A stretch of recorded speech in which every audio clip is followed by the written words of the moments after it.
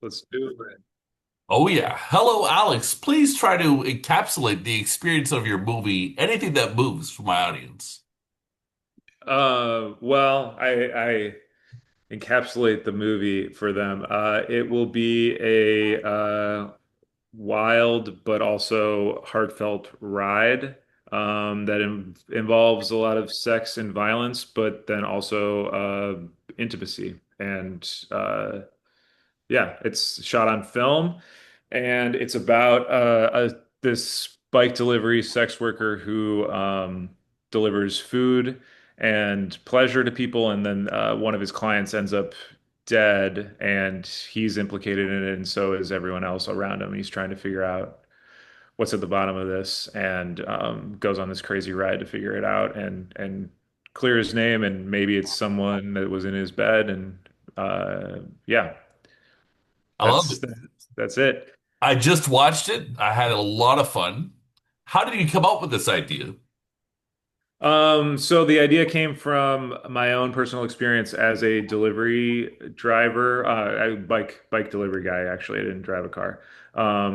And yeah, just like encountering different people as I delivered sandwiches to them, and you see a full range of people in the world, and a lot of times it's people who aren't. Sometimes I wouldn't go very far from the restaurant, and it's people who are more like shut-ins, and I'm their only point of contact. So they were really excited to see me in a lot of different ways, and I wanted to sort of capture the anxiety and also, like strange pride. There's a lot of weirdness that goes into that, and I wanted to capture all that, and then also, you know. I wanted to dig into relationships and love and intimacy and like capture the anxieties of that, and not just in your own like not just dating, but also just like with all friendships and people, and and how we approach each other with empathy and otherwise. Amazing. So, Fantasia Fest is going to be really lucky on July 25th. They're going to be able to see a print of your film.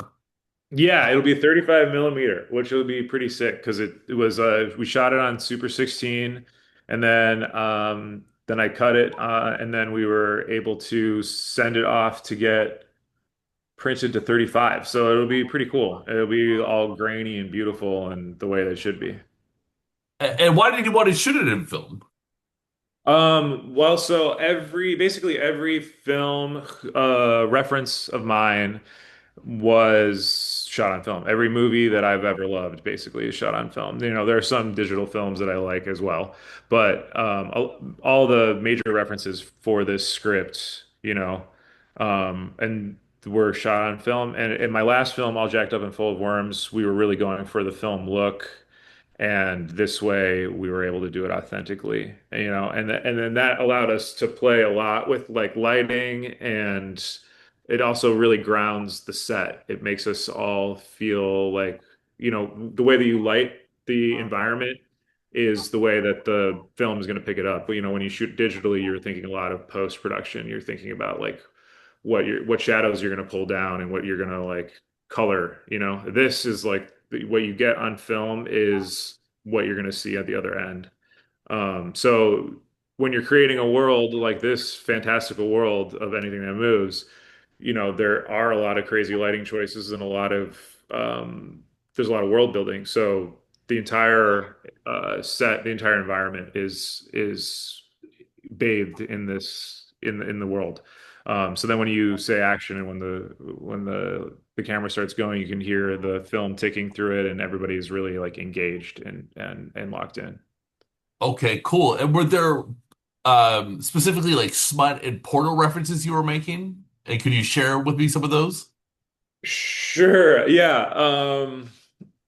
Let's see. Yeah, smut is a funny term. Um, yeah, there are some porns that I was looking at. There's one called Corruption, and there's Oh, I another love called, corruption. yeah, Corruption's Yeah. great. And then also Hot and Saucy Pizza Girls is another one. Um, Yeah, there was some porn, and there's also a lot of erotic thrillers they were looking at. There are also just like a lot of noir influences as well.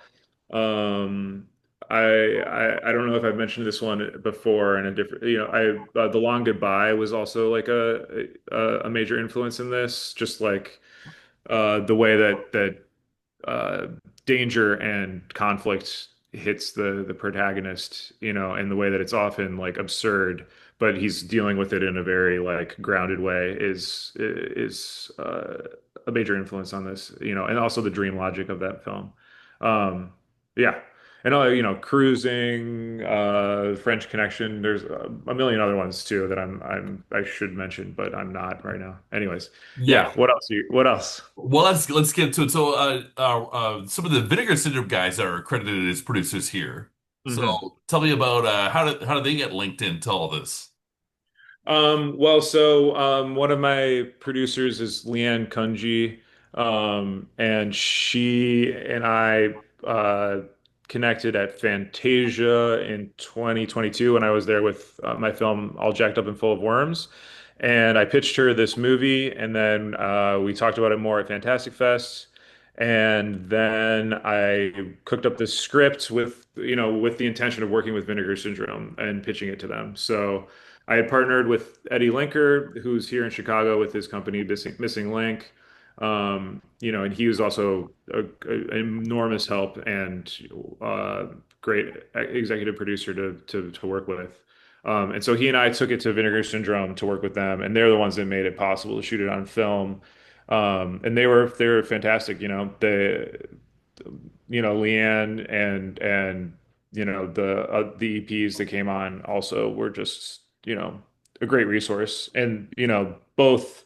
And I don't just mean like in terms of using the film or financially, like they really get movies, and they had a lot to say about and just like say about the script, and were just great to collaborate with. Great. So, I was there in 2022 at Fantasia Fest, the screen of All Jacked Up and Full of Worms. At the Q&A, I asked you if you had done shrooms before. That was beyond Oh, recommended. Yeah. oh no, yeah. Did I say yes? Because it's Yeah, true. I you did. did. Yeah, yeah, Um, have you yeah. done shrooms? Hey, I'm asking the questions. But do you have fond memories of Fantasia Fest back then? Oh yeah, definitely. Yeah. I mean, I was definitely bright-eyed and bushy-tailed and a little nervous. It was my first feature that, we cobbled together through COVID. And then for it to do what it did was just amazing. And then for it to lead to this next feature is also amazing. So I have the only love for premiering at Fantasia with Worms, and I'm really excited to come back with this one. I think they have the best audiences, and I love the programmers there. Just tons of support. It's great.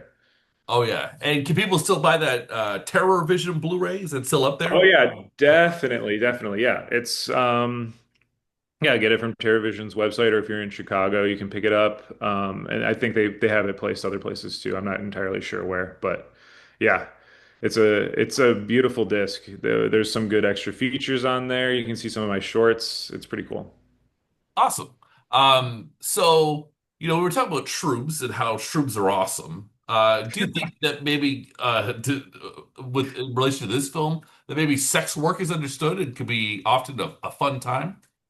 I'm not sure that I like speaking in such like absolutes. You know what I mean? I think it's more like the movie is less about like whether or not sex work is good or bad, and it's more about how human relationships can often be the most freeing thing, but then also because they're so freeing, um, that makes them dangerous for the people involved, because there's a lot of stigma around being like extremely open and open with your body or open with your emotions.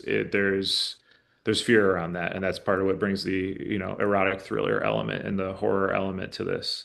Um, so yeah, and I would also say don't play with shrooms if you're not ready with first shrooms, I would say. True, true. That's solid advice. But I wouldn't know. Anyways, what would you say is similar? What's different between the two films?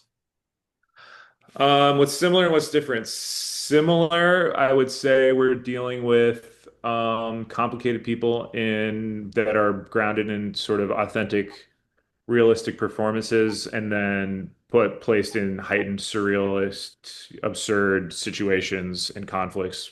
I'm playing a lot with genre in both of them, um, and horror and body horror even in both of them.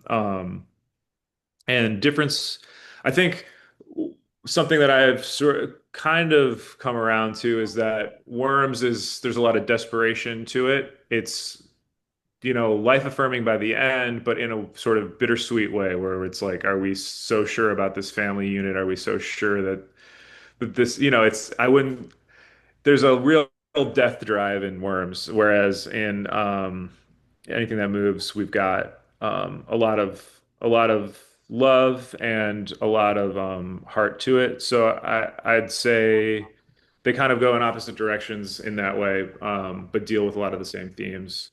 Um, yeah. Okay. And do you agree with me that while Worms is quality, that this one's better? I love all my children the same. I figured you'd say something like that. But I thought I'd give it a shot. And what else do I got here? Can you like describe a scene that maybe captures the vibe of this film for people? Let me think. A scene that captures the vibe. There are a lot of scenes in this movie. Well, I mean, one of the opening scenes is we see our characters go on a journey and they develop a lot. So, but one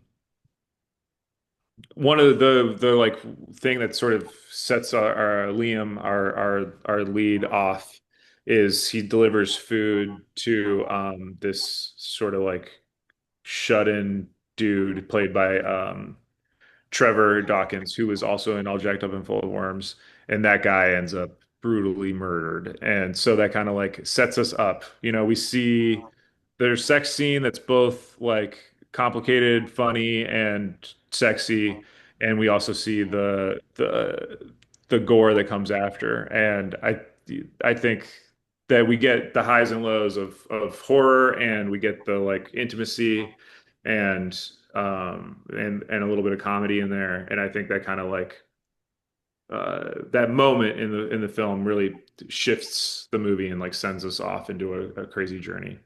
Nice. And can you give a shout out to your Golden Era Porto actress in the film? Sure. Yeah, we have two amazing adult stars. We have both Ginger Lynn Allen and Nina Hartley, and they both are absolutely fucking amazing in this. Um, and yeah, the like you said, golden era, and they're still in their golden era. You can see them glow on this in this movie, and they really have that star power. Amazing. All right. Well, Alex, thanks so much for your time. It's a real pleasure to talk to you. Do you have a final thought that you'd like to conclude this interview with? A final thought. Yeah. Well, I'm just really excited to premiere this movie and I'm excited to share it with the world. A lot of hard work and a lot of, extremely skilled, talented, and creative people worked on this. And I'm excited for them to see their work. And I'm excited for people to really like get into it. Yeah, I'm ready for it to get out into the world. You're ready for it. And can you do me a favor? Yeah. I want you to enjoy life. Oh, please, you too. Thank you.